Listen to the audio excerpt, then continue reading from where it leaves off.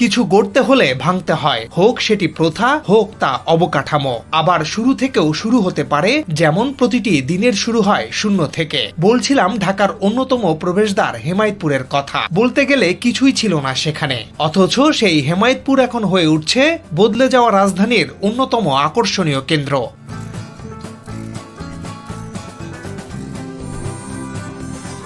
Gabtali bus terminal ভেঙে আগামী বছরই ঢাকার প্রথম বহুতল বাস টার্মিনাল নির্মাণ কাজ শুরু হবে হেমায়েতপুরে। কেমন হবে সেই টার্মিনাল, কি কি সুবিধা থাকবে, গাবতলীর পুরনো টার্মিনাল ঘিরে কি হবে, পাতাল মেট্রো রেল ও বর্জ্য থেকে বিদ্যুৎ উৎপাদন প্রকল্প সহ হেমায়েতপুর ঘিরে নেয়া নানা প্রকল্পের তথ্য তুলে ধরব এই প্রতিবেদনে।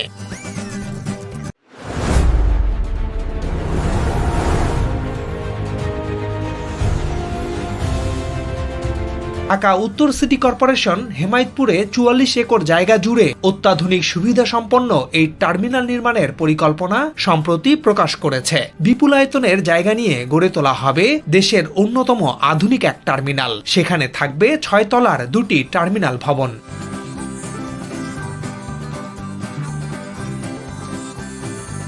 টার্মিনালের ৪টি তলা থাকবে যাত্রীবাহী বাসের জন্য, আর ২টি থাকবে ব্যক্তিগত কার রাখার ব্যবস্থা, আর একটি ডিপো থাকবে সেই টার্মিনালে। প্রকল্প প্রস্তাব অনুযায়ী প্রতিটি তলায় ৪৩২টি করে বাস রাখা যাবে এবং প্রতি তলায় কার রাখা যাবে ৪৬টি করে। এছাড়া ডিপোতে থাকবে ১,০০০ বাস রাখার ব্যবস্থা। সব মিলে ৩,০০০ থেকে ৩,৫০০ গাড়ি পার্কিং করে রাখা যাবে হেমায়েতপুর টার্মিনালে।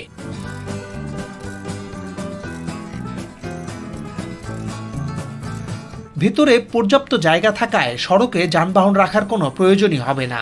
ঢাকায় এরকম সুশৃঙ্খল টার্মিনাল কখনোই গড়ে ওঠেনি। মূলত রাজধানীর বাস চলাচল সুষ্ঠু ও নিয়মতান্ত্রিক কাঠামোয় আনতে এই উদ্যোগ নিতে যাচ্ছে ঢাকা উত্তর সিটি কর্পোরেশন।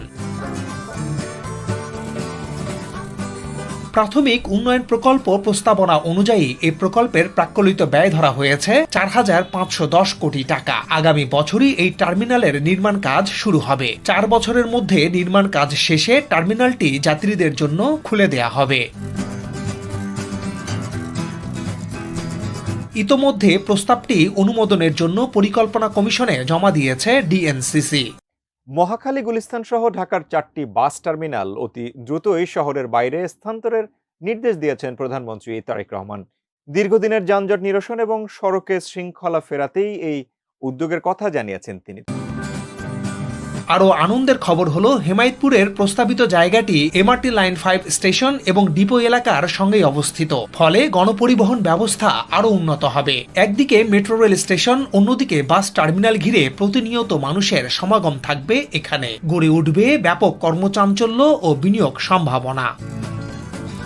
গাবতলীর বাস টার্মিনালের বর্তমান স্থানেই এমআরটি লাইন ২, এমআরটি লাইন ৫ এর নর্দার্ন রুট এবং এমআরটি লাইন ৫ এর সাউদার্ন রুটের মেট্রো রেলের স্টেশন হবে। বলা যায় এই ৩টি রুট ছুঁয়ে যাবে বর্তমান গাবতলী বাস টার্মিনালকে।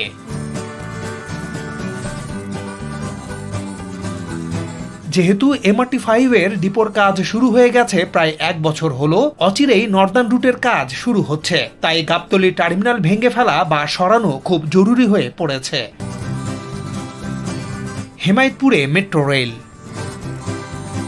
ভবিষ্যতে যে হেমায়েতপুরকে আমরা দেখতে পাবো, সেই পরিবর্তনের প্রথম ধাপ এরই মধ্যে শুরু হয়ে গেছে এমআরটি ৫ এর ডিপো উন্নয়নের মাধ্যমে। ঢাকা আরিচা মূল সড়কের পাশে ডিপোর ভূমি উন্নয়ন কাজ এখন অনেকটাই দৃশ্যমান। মোট 10টি প্যাকেজের মাধ্যমে বাস্তবায়ন হচ্ছে এমআরটি ৫। এরই মধ্যে নর্দার্ন রুটের বেসিক ডিজাইন ও প্রকল্পের ডিটেইল ডিজাইন প্রায় চূড়ান্ত। বিশ্বের অন্যান্য দেশের মতো বাংলাদেশেও এক এক রুটে চলবে ভিন্ন ভিন্ন রঙের মেট্রো রেল। এমআরটি ৫ এর নর্দার্ন রুটে চলবে আকাশী নীল মেট্রো রেল। এই মেট্রো রেল হেমায়েতপুর থেকে শুরু হয়ে সড়কের ওপর দিয়ে অর্থাৎ এলিভেটেড অংশ দিয়ে যাবে আমিনবাজার পর্যন্ত।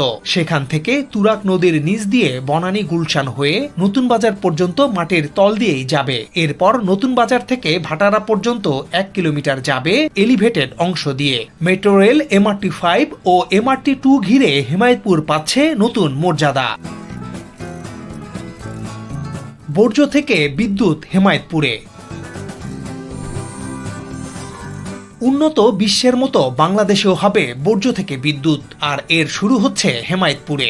গাবতলী আমিনবাজার সেতু পেরিয়ে কিছু দূর এগোলেই দেখা যায় বিশাল আবর্জনার স্তূপ। দুর্গন্ধময় সেই জায়গাটি উত্তর সিটি কর্পোরেশনের বর্জ্য ফেলার ল্যান্ডফিল। এখন সেই বর্জ্য হয়ে উঠবে সম্পদ, কারণ এখানেই তৈরি হচ্ছে বর্জ্য থেকে বিদ্যুৎ উৎপাদন প্রকল্প। সব মিলে এক সময়ের কিছুটা পিছিয়ে পড়া এলাকা হেমায়েতপুর এখন উন্নয়নের ছোঁয়ায় বদলে যাচ্ছে। বহুমাত্রিক প্রকল্প ঘিরে সমৃদ্ধ অঞ্চল হয়ে উঠছে এই জায়গা।